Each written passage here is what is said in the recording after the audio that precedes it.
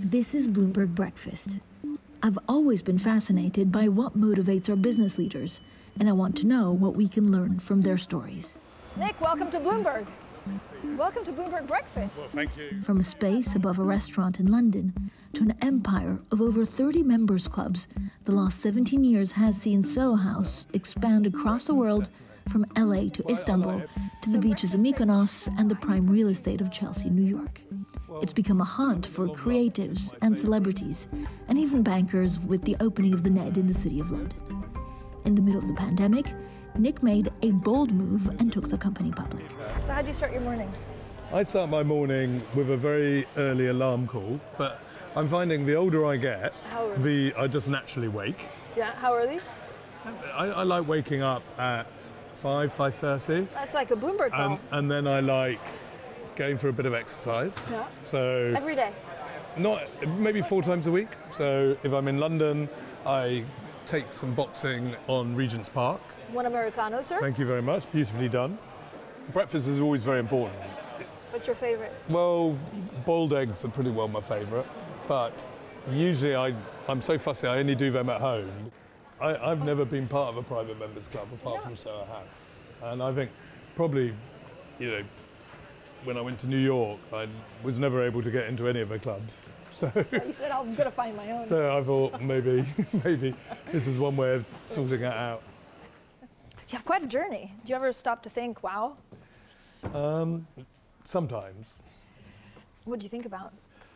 Well, I sort of think it started so small and there seems to be so much demand for more. What we created 27 years ago seems incredibly relevant in today's life, in the fact that people want to live this sort of more flexible, hybrid way of living, and physical connection is never going away. Food and drink and sleeping is never going away. People want to socialise, they want to connect, and Soho House and Soho Works is ideal for that. Bring me back to that day in 1993. The day in 93 was when I got the phone call from the landlord to say, would you want to take the space available upstairs? And I went, well, never shy of an opportunity. I had a look round and I thought, what could I do there? And because it had a small door, I thought, well, it can only be a private members club. So it was 3 houses with 3 floors in the middle of Soho. So it was a house in Soho, so we called it Soho House. And we went round the area and found 500 incredible founder members, which... Still with you today? They are still with us today.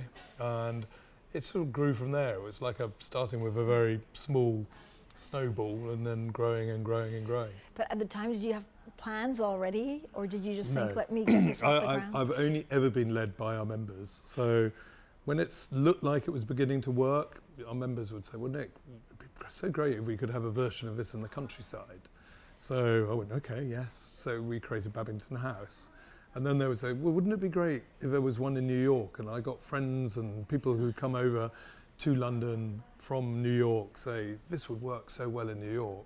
So we ended up doing one in New York. And so really, I've always been led by our members. And wherever our members suggest, I usually follow. Did you think when you were young that you wanted to be an entrepreneur? No, I didn't. I was highly dyslexic at school. I struggled at school. And I just thought, how do I just get through this part of my life? And I was excited about that because even though I was happy at school, I felt that me and an exam paper and being told what to do by a teacher was not really what I wanted to do. I wanted to have more of a free spirit. What do you define yourself as? I mean, is it entrepreneur, restaurateur? Caterer.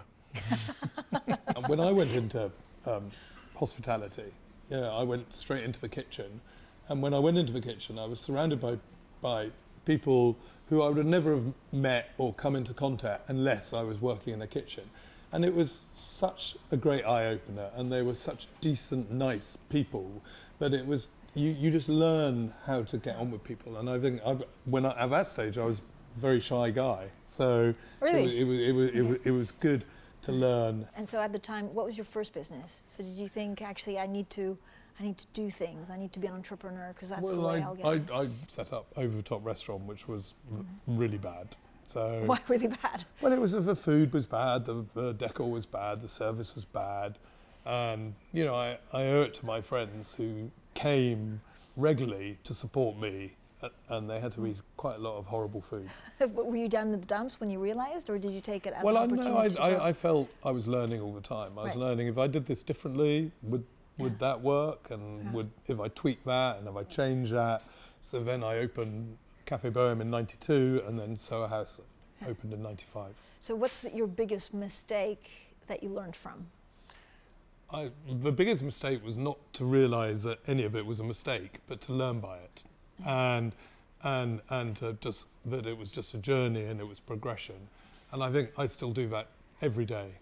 So you've had Soho House since 1993. A lot has happened since then. We've become more digitized. We had COVID. What was the hardest day in this journey? I think it's been lots of hard days. I think there's been lots of days where we've run out of money, and in the early days, and you had to figure out your way through that. And you know, I care deeply about our members and our people who work for us. So you know, when anything happens to them, that's a hard day. In those early days when you ran out of money, what do you do? Do you swear? Do you kind of stay positive, or how? Well, I swear to myself, but you learn never to do that again. You learn again, how do I figure out how that doesn't happen? Are you always positive? Or are there days where you just think? No, I think there are days when I'm challenging. You know, I'm challenging to the team, and if you're not, if you always look at everything, you know, that it's great, then you're not going to then challenge them to try and make it better. So there's a bit of both. You know, in the next 3 years, we're going to be at 85 houses globally. You know, it's all about teamwork. It's all about a culture. It's all about people aiming to make the life of a member better. Do you worry about overexpansion? Like, as an entrepreneur, I guess you choose what city you want to open in. Well, you know, ever since we went from 1 to 2, people went, ooh, you know, it's going to change. And actually, I think what we've found is the more global we've become, the more interesting a place we are to come and work.